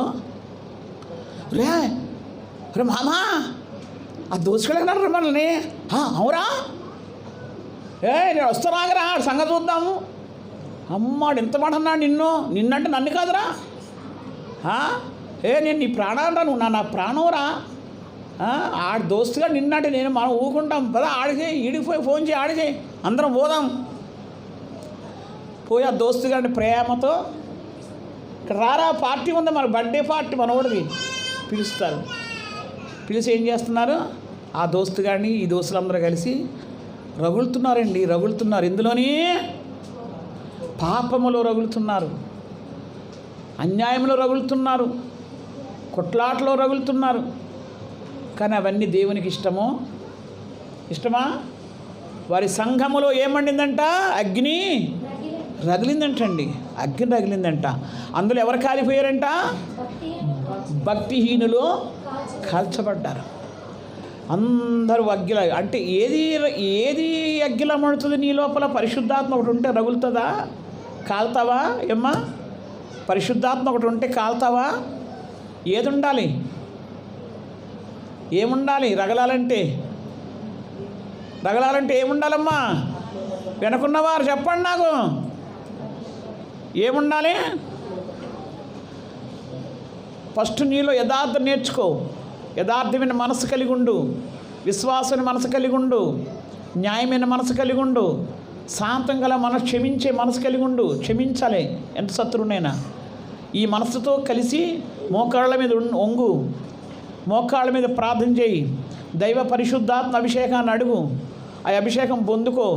అప్పుడు రగులు. ఆ అభిషేకం నిన్ను ఏం చేస్తుంది? నడిపిస్తుంది, నిన్ను అనేకుల్ని తగలబెట్టిస్తుంది. నీలో క్షమించే మనసు లేకుండా, విశ్వాసం లేకుండా, యథార్థమైన మనసు లేకుండా, మరి యొక్క విశ్వాసం ఇంకేంటి, త్యాగమైన మనసు లేకుండా, క్షమించే మనసు లేకుండా నువ్వు ఎంత ప్రార్థన చేసినా వేస్ట్. ఫస్ట్ ఎదుర వ్యక్తిని క్షమించే మనసు కలిగి ఉండాలి, ప్రేమ కలిగి ఉండాలి, విశ్వాసం స్థిరమై ఉండాలి, యథార్థమైన మనసు కలిగి ఉండాలి. అప్పుడు నువ్వు మోకరించి ప్రార్థన చేసి దేవశక్తిని అడగాలి. దేవుడికి ఒక శక్తిని ఇస్తాడు. ఆ శక్తితో నువ్వు మండు, అనేకులను మండించు. ఇలాంటి వారందరూ కలిసి ప్రార్థనలు చేస్తే, ఇలాంటి వారందరూ కలిసి సంఘములో ప్రార్థన చేస్తే భక్తిహీనులు భక్తి ఏమైపోతే కాలిపోయి వాళ్ళు కూడా మండుతారంట. దేవుని స్తోత్రం, హల్లెలూయా. వ్యక్తి మండాలి, సంఘము కూడా మండాలి. 18వ అధ్యాయం చూద్దాం, 1వ వచనంలో అపోస్తల కార్యము. తర్వాత పౌలు ఎథెన్సు నుండి బయలుదేరి, ఇందా చదువుకున్నాం కదా, అక్కడ అందరూ సంఘమంతా కలిసి ప్రార్థన చేస్తుంటే సైతానికి ఇష్టం ఉండదు. జాగ్రత్త. మొట్టమొదటిగా ఈ మండే వారందరూ కలిసి ప్రార్థన చేస్తూ ఉంటుంటే సాతానికి ఇష్టం ఉండదు. ఇక్కడ ఎన్నో కేసులు మన మందిరానికి వస్తున్నాయి. ఆ కేసులు వచ్చినప్పుడు అప్పట్లో ఏం చేసేటోళ్ళు, మనము మోకరించి ప్రార్థన చేసేటోళ్ళు. ప్రార్థన చేస్తుంటుంటే ఏం చేసేది, ఆ శక్తిని ముట్టకుండానే మంట మంట మంట మండిపోయి పోయి లేచి కూర్చొని ఆమె కూడా మనతో కలిసి ఏం చేసేది, ప్రార్థన చేసేది. ఆ మంట నువ్వు మండితే సాతానికి ఇష్టం లేక అపోస్తలుల కార్యం 8వ అధ్యాయం 1వ వచనంలో ఏం చేశాడు వాడు, చెదరగొట్టేశాడు. అందరినీ చంపేశాడు. దొరికినోడు అందరినీ, మిగిలినోడు పారిపోయి దాక్కున్నారు. కానీ ఎక్కడో అక్కడే మండి మళ్ళీ పౌల్ని కలుపుకొని మళ్ళీ అనేకమైన వేల లక్షల మందిని ప్రభు త్రిప్పగడానికి అవకాశం దేవుడు ఇచ్చాడు. దేవుని స్తోత్రం, హల్లెలూయా. ఇంకా అవన్నీ రిఫరెన్స్లు వివరించి చెప్పాలంటే టైం చాలా పడుతుంది. అయితే మంట మండిన వాళ్ళంతా కూడా, మంట మండడం సాతానికి ఇష్టం ఉండదు. మొట్టమొదటిగా అది గుర్తించుకోండి. మీరు మండి ప్రార్థనలు చేస్తూ ఉన్నప్పుడు నీకు ఏదో సమస్య ముందుకు వచ్చి పడుతుంది. అది నీ వల్ల కాని సమస్య. అది భయపడకు, ధైర్యముగా ఉండవు. అదే మోకాళ్ళ మీద ఉండి స్తుతించు, ప్రార్థన చేయి. ఆ వచ్చిన సమస్య వచ్చినట్టుగానే వెళ్ళిపోద్ది. దేవుని స్తోత్రం, హల్లెలూయా. ఎలా వచ్చిందో అలాగే ఆ సమస్య దేవుడు వెళ్ళగొడతాడు. ఆయన మంటలో అగ్గిలో కాలిన కొరిమి వలె ఉన్నాడు. అతను జోలికి నువ్వు ఎందుకు వస్తున్నావు సాతాను, పో, దేవుడు గద్దిస్తాడు. ప్రతీకారం చేసే దేవుడు మన పక్షంగా ఉంటుండగా ఎందుకు భయపడాలి? నువ్వు మండుతూ ఒక తల పెట్టుకున్నావు. రుద్రారములోని మంట మండుతూ అక్కడ స్టార్ట్ చేసాం పని. సాతానికి ఇష్టం ఉండదు కదా, వాడు చేయడానికి వచ్చాడు, ఆఫ్ చేయడానికి, అడ్డుపడడానికి.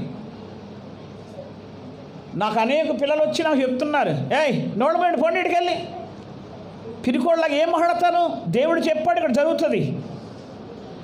2 రోజులు చెప్పాడు, 2 రోజులు జరుగుతుంది. మీరెవరు భయపడకండి. ఆ తాగేసాడు గాజులు పగలగొట్టుని, సీసాలు పగలగొట్టుని, ఏదైనా చేసుకొని ఆడే పోవాలంటుంది. మన దేవుడు మనకు చుట్టూ కంచేశాడు. అద్భుతం అండి. సీసాలు పగలగొట్టినోడు, అల్లరి చేస్తున్నాడు వచ్చి ఏం చేశాడు మన దగ్గర, అన్నం తిన్నాడా లేదా, తినేం చేశాడు, అమ్మ రాత్రి 12 మీరు పెట్టుకోండి. మన కళ్ళతో ఇప్పుడు మన అనుభవంలో మనం చూస్తున్న దేవుని కార్యాలకి ఎందుకు భయపడతారు? కష్టానికి, శ్రమకి, శోధనకి అంటే మంట లేకనే. ఎందుకు మంట లేదు? దేవుణ్ణి మీరు చిన్న తక్కువ అంచనా వేసుకున్నారు కాబట్టి, దేవుణ్ణి చిన్న అంచనా వేసుకున్నారు కాబట్టి, దేవుణ్ణి ఏదో ఒక చిన్న గాజు అద్దములా తీసుకున్నారు కాబట్టి, ఆయన్ని బలమైన దేవుడని తీసుకోవట్లేదు, హృదయంలోకి ఆహ్వానించడం లేదు. ఆయన శక్తిమంతుడని, ఆయన ఏ కార్యమైన చేయగలడు ఒక నమ్మకం ఆయన మీద మీకు కలగటం లేదు. లేకనే మీ శ్రమ మీరు ఎత్తిమే చేసుకొని ఈ మంటలు చల్లార్చుకొని శ్రమలలోకి వెళ్ళిపోతున్నారు, శోధనలోకి వెళ్ళిపోతున్నారు, కష్టాల్లోకి ఇంకా ఎక్కువ చేసుకొని అందులో దిగజారిపోతున్నారు. దానివల్ల ఏమిటంటే లాస్ట్కి అగ్నిగుండము, నరకం, ఏది కూడా తప్పించుకోవడానికి అవకాశం లేదు. సాతానికి మనం మండినప్పుడు వాడికి ఇష్టం ఉండదు, అది గుర్తుపెట్టుకోండి. అపోసలైన వారందరూ కూడా ఏకాగ్రత కలిగి ప్రార్థన చేస్తున్నప్పుడు వాడు దూతను పంపించాడు సౌల్ని.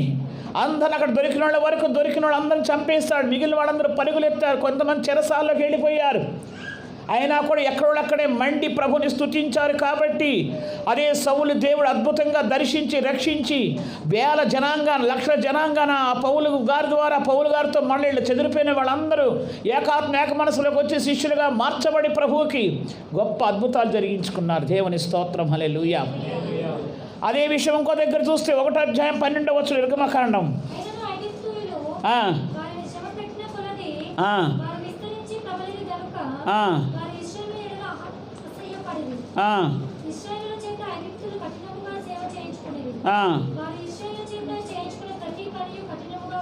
ఉండెను.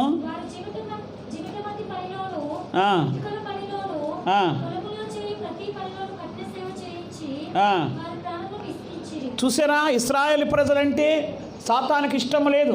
ఎందుకంటే వారు వాగ్దాన పుత్రులు, దేవుని చేత వాగ్దానం పొందిన వారు. కాబట్టి వారిని ఎలాగైనా బాధించి, హింసించి, హీనపరిచి, వారి చేత చాలా బానిస పని చేయించి వారిని అందరినీ కూడా బలహీనపరిచి డౌన్ చేయాలనే ఉద్దేశంతో ఐగుప్తు రాజు వారు చాలా హింసలు పెట్టేవాడండి. చాలా హింస అంతా కాదు వారి హింసల పాపం.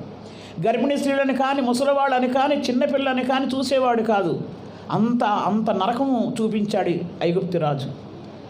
కానీ వారు ఓపిక పట్టారు, మండుతున్నారు. మా దేవుడు ఎప్పుడు వస్తాడు, మా దేవుడు మా మొర ఎప్పుడు వింటాడు, ఆ శ్రమ దినం ఎప్పుడు తీరుతుందని ఎదురు చూస్తూ ఉన్నారు. ఇశ్రాయేలు ప్రజలు మొర్ర పెట్టారంట.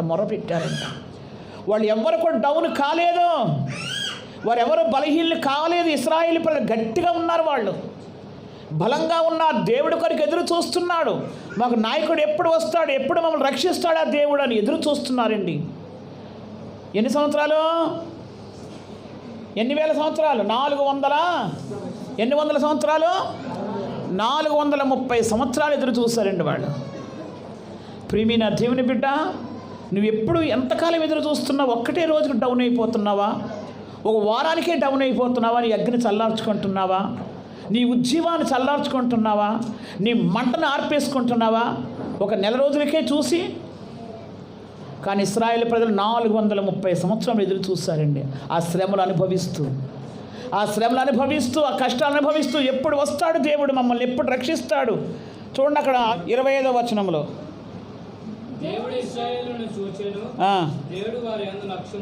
చూసారా, 23వ వచనం నుండి 25వ వచనం వరకు మొరబెట్టారు. ఎప్పుడు పంపిస్తాడు దేవుడు, ఎప్పుడు మాకు ఈ శ్రమ నుంచి విడుదల చేస్తాడు, ఎప్పుడు ఈ కష్టాల నుంచి? ఆ కనిపెట్టే జీవితము, ఆ విశ్వాస జీవితము, నిరీక్షణ జీవితము మనలో ఉండాలి. ఒక్కరోజు నువ్వు తెచ్చుకున్న కొన్ని శ్రమలు ఉన్నాయి, సాతాను నుంచి వచ్చే శ్రమలు ఉన్నాయి, దేవుడి నుంచి వచ్చే నీ విశ్వాస పరీక్ష కొరకు ఉండే శ్రమలు ఉన్నాయి. ఇందులో ఏదో నువ్వు మోకాళ్ళు వంచి అడిగి తెలుసుకొని అందులో నిలబడు. పారిపోక, పడిపోక, చల్లారిపోక, సాతాను పెట్టే తొందరలకి నీ మనసు మార్చుకోక స్థిరంగా ఉండు. ప్రభు వైపు దేవుని హత్తుకొని జీవించు. నిజంగా నువ్వు దేవుణ్ణి ప్రేమిస్తున్నావా? నువ్వు నిజంగా క్రీస్తును ధరించిన క్రైస్తవుడివేనా, క్రైస్తవురాలువేనా? ఆ మంటేది, ఆ పౌరుషమేది, ఆ ఆత్మ మంటేది? దేనికి ఇచ్చేస్తున్నావు నీ మనస్సుని? ఒకసారి ఆలోచన చేయి. ప్రియమైన దేవుని బిడ్డ, వ్యక్తిగత మంట ఉండాలి. అప్పుడు సంఘం మండుతుంది, సంఘం అగ్నితో రగులుతుంది. నీ వ్యక్తిగతంగా మంట లేదు, నీ వ్యక్తిగత జీవితంలో క్రీస్తుని సరిగ్గా ఆహ్వానించలేదు. క్రీస్తు సంబంధం నీలో తెగిపోయింది. ఏ సంబంధం వచ్చింది? తాత్కాలికమైన సంబంధమా? అవసరానికే వచ్చే సంబంధమా పెట్టుకున్నావు నీవు దేవుణ్ణి? ఎందుకు నటన, భక్తి? ఇక్కడ భక్తురాళ్ళ కనబడుతున్నావు, బయటికి వెళ్ళి తాగుతున్నావు, తింటున్నావు, తిరుగుతున్నావు, నోటికి అడ్డం వచ్చిన మాటలు మాట్లాడుతున్నావు. క్రైస్తవుడవా దేవుని బిడ్డ?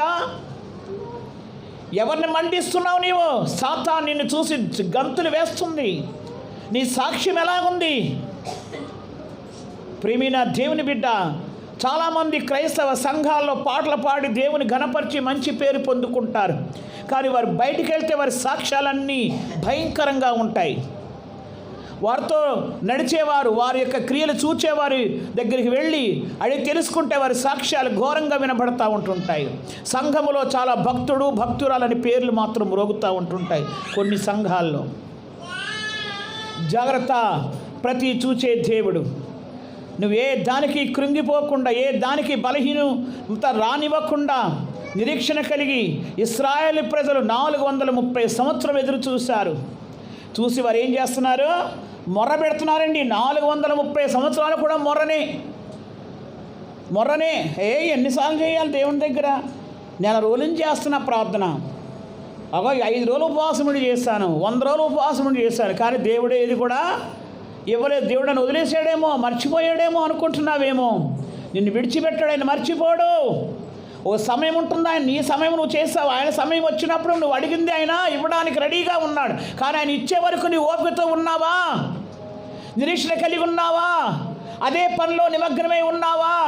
ఆయన ఆలస్యం చేస్తాడని నువ్వు ఎక్కడో పనులు పెట్టుకుంటే ఏదో ఇంకొన్ని నష్టాలు తెచ్చుకుంటున్నావా మీదికి? ఆయన ఆలస్యం చేస్తాడు, ఆయన ఇంకా ఇవ్వటలేదు అడిగింది. ఆయన ఇవ్వడేమో అని వదిలేసి ఆయన పక్కన పడేసి నీ సొంత జ్ఞానానికి వెళ్ళిపోయి నువ్వేదో చేస్తున్నావా? ఇశ్రాయేలు అలాగే వెళ్ళలేదండి. ఇశ్రాయేలు ఆ బానిస జీవితం జీవిస్తూ ఆ బానిసరకంలో వాడు దుఃఖాలతో చిన్న పిల్లలను చూడకుండా, వృద్ధులను చూడకుండా, గర్భిణులను చూడకుండా, ఐగుప్తు రాజు ఫరో ఆ శత్రువు ఆ సాతాను హింసిస్తున్న ప్రతి హింసకు వారు లోబడుతూ అనుభవిస్తూ మొర్ర పెట్టారంట. ఏం చేశాడు అప్పుడు? 25వ వచనంలోనే, దేవుడు ఇశ్రాయేలులను చూచెను, దేవుడు వారి యందు లక్ష్యం ఉంచాడు. అప్పుడు మనసు పెట్టాడు దేవుడు. ఎందుకంటే వాగ్దానము, అబ్రాహాము గారికి ఇచ్చిన వాగ్దానం నెరవేర్చబడాలి కదా. 400 సంవత్సరములు అబ్రాహాము గారికి ఇచ్చిన వాగ్దానం అది. నీ తర్వాత తరం, వచ్చే తరము బానిసలుగా జీవిస్తారు. కారణాలు ఏంటంటే వారి తప్పిదాలు, వారి దోషాలు అలాగుంటాయి. దాన్ని బట్టి నేను వారిని ముందే చెప్పాడు అబ్రాహాము గారికి దేవుడు ఏది తెలియపరచకుండా చేయలేదంటండి. అబ్రాహాము గారిని దేవుడు స్నేహితుడిగా ఎన్నుకున్నాడు. ప్రియమైన దేవుని బిడ్డ, నీతిమంతుడిగా ఎన్నుకున్నాడు. అబ్రాహాము గారిలో ఉన్న గొప్ప నిరీక్షణ, గొప్ప విశ్వాసము మరి ఎవరికి కూడా రాలేదండి.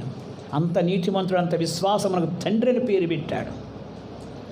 నీ సంతానం నీలాగా ఉండరు అబ్రహామా. కాబట్టి వారు 400 సంవత్సరములు వారు బానిసల జీవితం జీవిస్తారు. ఆ 30 సంవత్సరాలు వాళ్ళు మొర పెడతారు. అప్పుడు నేను వారు మొర విని వారి మీద లక్ష్యం పెట్టి అప్పుడు ఒక నాయకుడిని నేను పంపిస్తాను. దేవుని స్తోత్రం, హల్లెలూయా. కాబట్టి ఈరోజు మనమందరము కూడా ఫస్ట్ ఎవరు మండాలి? పాస్టర్ గారు మండాలా? పాస్టమ్మ గారు మండాలా? ఎవరు మండాలి? నీకు నీవు మండాలి. వ్యక్తిగతంగా నీవు మండాలి. భయపడుతూ దేవుని మరి ఒక గొప్ప ఘనమైన దేవుడు మనకు దొరికాడని సంతోషముతో, ఉత్సాహముతో, ప్రేమతో ఆయన ఆహ్వానించి ప్రార్థన చేస్తూ మండే విధంగా నువ్వు జీవించాలి. ఆ మంటను నీ లోపల నుంచి ఆ మంట అనేకులకి అందించాలి. ఆ మంట ద్వారా అనేకులను వెలిగించాలి. ఆ దీపం అలా కాగడవాలి. నువ్వు మండితే ఆయన వచ్చి తలుపు కొట్టినప్పుడు ఏమైపోతావు? నువ్వు చక్కగా సునాయాసంగా లోపలికి వెళ్తావు. చల్లార్చుకున్నావంటే విడవడిపోవడానికి సునాయాసం విడవడిపోతుంది. జాగ్రత్త, మండాలి. నువ్వు వ్యక్తిగతంగా మండినప్పుడే సంఘం ఏమవుతుందండి? సంఘము రగులుతుందంట. నువ్వు వ్యక్తిగత మంట నీ లోపల లేకపోతే సంఘం చల్లారిపోతుంది. కాబట్టి ప్రతి ఒక్కరు నేనొక్కదాన్ని మండడం, నీవొక్కడు మండడం కాదు. ప్రతి ఒక్కరు ఆత్మలో మండి మీ కుటుంబంలో ఉన్న చెత్త చెదారం అంతా బయటకు పంపించాలి. మీ పిల్లలందరినీ కూడా ఒక ఆత్మీయతలోకి నడిపించుకోవాలి, ఒక భక్తిలోకి నడిపించుకోవాలి. నీ కుటుంబం క్రైస్తవ కుటుంబం అని పేరు తెచ్చుకోవాలి. నిజమైన క్రైస్తవ కుటుంబం అంటే వారిది, నిజంగా క్రీస్తుని అంగీకరించారంటే వారు అని చెప్పుకునేటట్టు జీవించాలి. ఫస్ట్ నీ జీవితంలో మార్పులు రావాలి, నీ మనసులో మార్పు రావాలి. చిన్నదానికి పెద్దదానికి నీ కుటుంబంలో నీ భార్య మీద, నీ భర్త మీద, నీ పిల్లల మీద కరుసుకోవడాలు కాదు. క్షమించే మనసు నీ కుటుంబంలోనే. నీ భార్య నువ్వు క్షమించకపోయి, నీ భార్య నేను క్షమించకపోయి, నీ పిల్లలు నువ్వు క్షమించకపోయి పిల్లల్ని బెత్తం వాడాలి, ఎక్కడో అన్ని ప్రతిదానికి దేవుడు హద్దులు పెట్టాడు. ఆ హద్దు ప్రకారంగా నీ కుటుంబాన్ని కట్టుకుంటూ క్రైస్తవ కుటుంబంగా పేరు తెచ్చుకునే మంట మండుతూ నువ్వు ప్రార్థన చేస్తే పక్కోడు కాలాలి, వారిపై అభిషేకం దిగాలి. నువ్వు వాక్యం చెప్తే, నువ్వు బోధిస్తే, నువ్వు సాక్ష్యం చెప్తే నీ పక్కోళ్ళ మనసు రావాలి, క్రీస్తుని అంగీకరించాలైతే అనే ఒక భావన వాళ్ళలో రావాలి. ఆ మంటలో క్రీస్తు ప్రభు మాట్లాడిన మాటలో మంట వచ్చిందండి. ఆయన అన్నిట్లో కూడా శిరస్సు నుంచి సిరిపాద వరకు పచ్చని యవ్వనకాల వయసులో ఆయన మంట మండాడు, కానీ కాలిపోలేదు. ఆయన కాలిపోలేదు. సాతాను ఒడిదుడుకులకి, సాతాను వేసే ప్లాన్లకి, వాడు వేసే వలలో ఆయన చిక్కబడలేదు. ప్రతిదీ కూడా జయించి మండి అనేకులు ఇంతవరకు మండిస్తూనే ఉన్నాడు దేవాది దేవుడు. దేవుని స్తోత్రం, హల్లెలూయా. ఆయనకి ఏ కోరిక ఉందంట? ఆయనకి ఏ కోరిక ఉన్నది? అందరూ కూడా మళ్ళీ అదొక్కటి చెప్పి నేను ముగించేస్తా. లూకా సువార్త 12:49 నేను భూమి మీద అగ్ని వేయవచ్చుతిని, ఇది వరకే రగులుకొని మండవల్లని ఎంతో కోరుచున్నాను. ఇది ఇంతవరకు ఆయన కోరిక ఏంటంట? రగులుకోవాలంట. ఒకళ్ళతో రగులుకోవాలి, మంట మండాలి. ఆ సంఘములో భక్తిహీనత అనేది ఉండకూడదు. అందరూ కూడా కాడ ధరించే బిడలుగా ఉండాలి. దేవుని స్తోత్రం, హల్లెలూయా. ఇశ్రాయేలీలు 40 సంవత్సరములు మంట మండారు. వాళ్ళు మండి ప్రభు వైపు చూశారు, ఎదురు చూశారు. బానిస జీవితం అనుభవిస్తూ కూడా ఎవ్వరు కూడా ఫరోకి దాసులు కాలేదండి. అంటే ఫరో సైన్యంలో వారు కలవలేదు. వారు ప్రత్యేకమైన జనాంగానే ఉన్నారు. వారు ఇశ్రాయేలు అందరూ ఏక మనసు కలిగి వారు పెట్టే హింసలు అనుభవిస్తూ దేవుని వైపే చూశారు. కానీ ఫరో మొక్కిన దేవుడికి వారు మొక్కలేదు.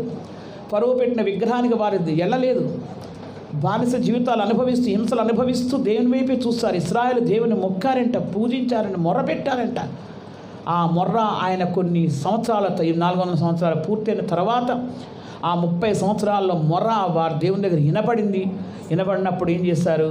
అప్పుడు దేవుడు నాయకుడిని ఎన్నుకొని పంపించాడు. దేవుని స్తోత్రం, హల్లెలూయా. నీకు ఎన్ని సంవత్సరాలు నువ్వు యెహోషువని సాతాను శోధించడానికి వాడు వచ్చినప్పుడు దేవుడు గద్దిస్తున్నాడు. సాతానా, కొలిమిలో కాలిన కురివి వలె ఉన్నాడు, ఏంటి నువ్వు వస్తున్న పోయేడికెళ్ళి. దేవుడు గద్దించాడు. మండుతున్న ప్రతి వారి పక్షముగా దేవుడు వ్యాజ్యమాడుతాడు, న్యాయం తీరుస్తాడు. ఆయన ప్రతీకారం చేసే దేవుడు. ఆయన నీకు నీవే జవాబు ఎదుట వాళ్ళకి చెప్తే ఆయన రాడు. నీవు దేవునికి అప్పగించినప్పుడే వస్తాడు. దేవుడి మాటలు దీవించినగాక. ఆమేన్.